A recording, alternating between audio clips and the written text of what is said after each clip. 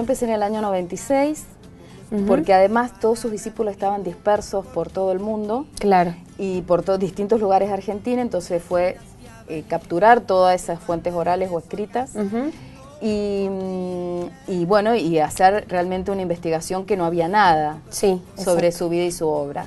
Y después en la segunda edición me parecía que eran tan ricos esos testimonios que había que incluirlos y que el lector tuviera su propia mirada, ¿no? de la vida de este personaje. Aparte, además hay que destacar que ha sido declarado de interés cultural municipal por el Honorable Consejo Deliberante de la Ciudad de Mendoza y que además ha trascendido nuestras fronteras, de nuestro país me refiero con este libro. Con ediciones en otros idiomas. Sí, en portugués, en Brasil ha sido difundido y también en inglés. Ha sido traducido a otros idiomas y también hubo una edición en Bolivia, una edición, digamos, hecha en una editorial de Bolivia también. Claro. Fabiana, ¿de dónde viene esta predisposición por ahí, por la historia, las biografías? ¿De dónde nace todo esto? Bueno, siempre me gustaron desde chica, ¿no? Estudiaba las vidas. Me parecía que era una manera de vivir los valores, o de ver, por lo menos reflejar los valores vividos, no en la teoría, ¿no? Y además de ver cómo las personas enfrentaron los desafíos en ese momento. Me gustaron, por ejemplo, la primera biografía que investigué fue la de San Martín, ¿no? ¿Y cómo fueron esos días, digo, de empezar a interesarse cada vez más? ¿Cómo fueron esa etapa de formación también del colegio y demás suya? ¿Cómo era esto de mezclar el hecho de la pasión por justamente leer las biografías y llevar adelante la vida cotidiana? Bueno, en realidad quizás mi padre era muy amante de la historia y siempre en las sobremesas me contaba. Por ejemplo, él conoció a Santiago Bovicio y siempre me contaba como una leyenda quién era este personaje. Pero no había libros, digamos, en los cuales leer y saber quién era.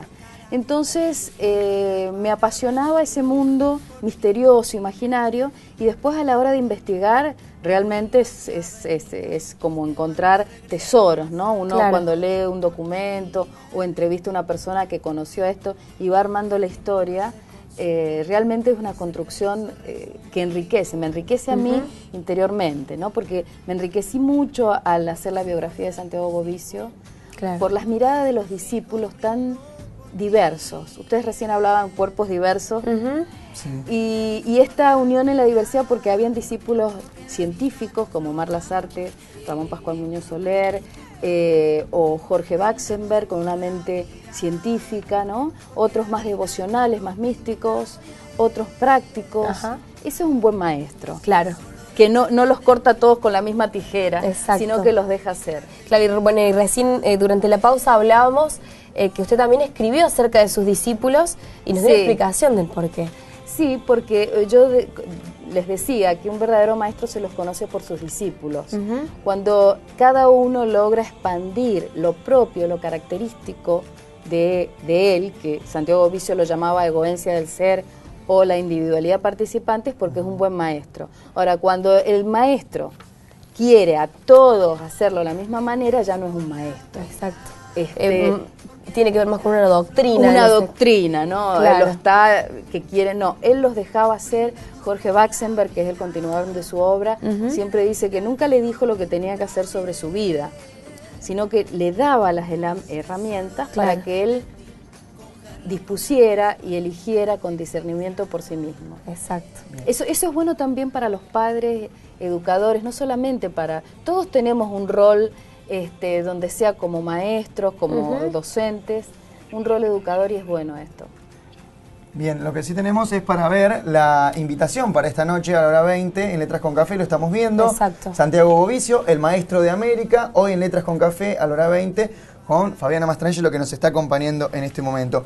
Lo curioso, y analizando un poquito sobre esta charla que venimos teniendo sobre Santiago Bovicio, fue que Córdoba le dio mucho y también lamentablemente quitó su vida, porque fue aquí muy cerca de la ciudad de Río Cuarto, entre La Carlota y Río Cuarto.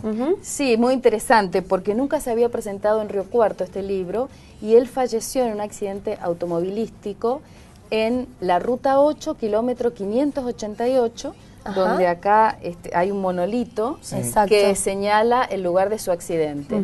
Y esta es la primera vez que se presenta el libro aquí en Río Cuarto, así que los invitamos para que sepan, ¿no?, de este personaje que dejó su vida física aquí, pero su mensaje se sigue expandiendo a través de la obra, también de CAF, que es el grupo espiritual que él fundó, y que tiene sus, digamos, gente que lo sigue, incluso también en la ciudad de Río Cuarto. Claro, bien. Fabiana, ¿puedo, por favor, para en algún punto reflejar un legado para la humanidad? Lo titula acá. No me sigan a mí, sino a la luz que está detrás de mí. Tomad mi fuerza y mi poder. Vuestras fuerzas son mis fuerzas y mi única fuerza es darme a vosotros.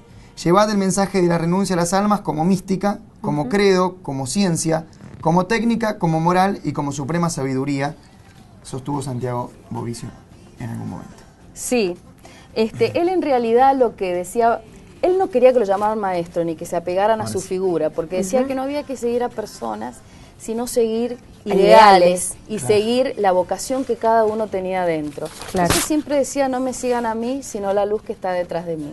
Eso hay que tenerlo presente siempre, ¿no? Sí, y cómo todo esto también se adapta a los ámbitos de hoy en día, ¿no? Como uno por ahí ve tan lejano esto de las historias, pero cómo también lo podemos aplicar y llevar adelante en la vida diaria, ¿no? Lo que pasa es que la historia tiene como faros del pasado que iluminan el presente muchos más que muchos presentes que no tienen luz. Exacto.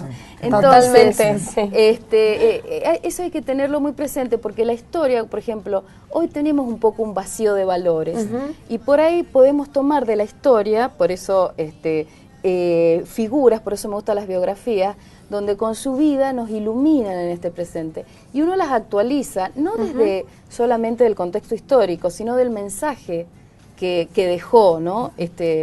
Estas personas, ¿no? En el caso de Santiago Bovicio, la idea de la renuncia, ¿no? Como elemento liberador del ser humano, no atarse al poder, no atarse a los bienes, tomarlo funcionalmente.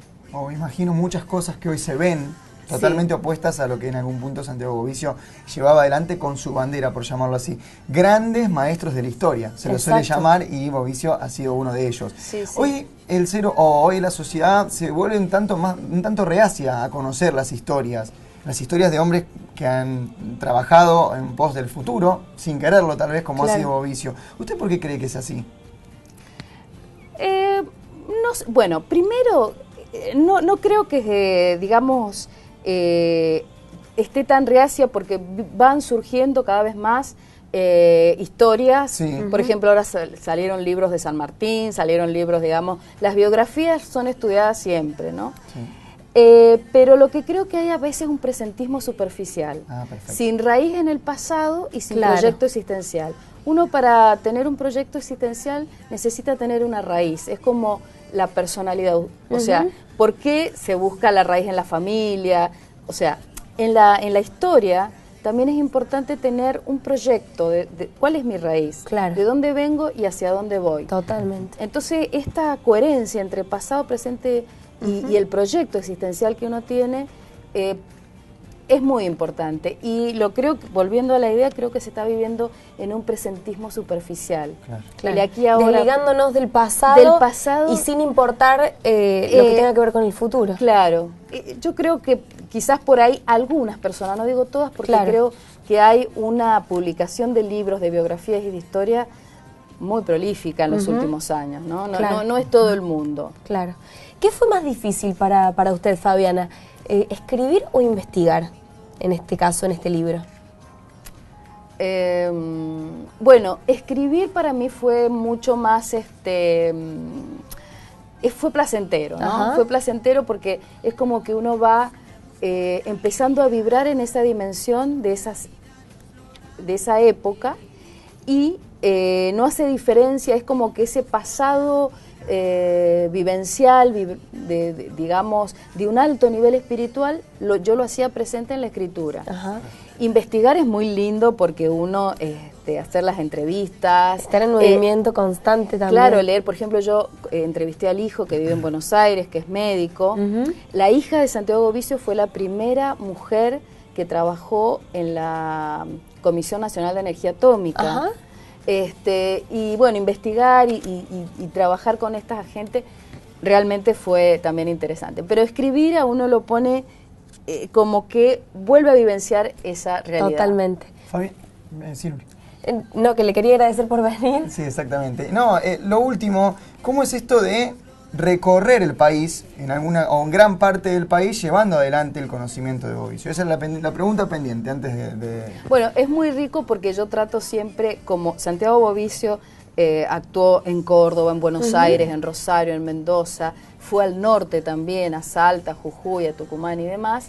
Yo siempre trato de tomar de cada lugar cuál es el contacto que hay con Santiago Bovicio.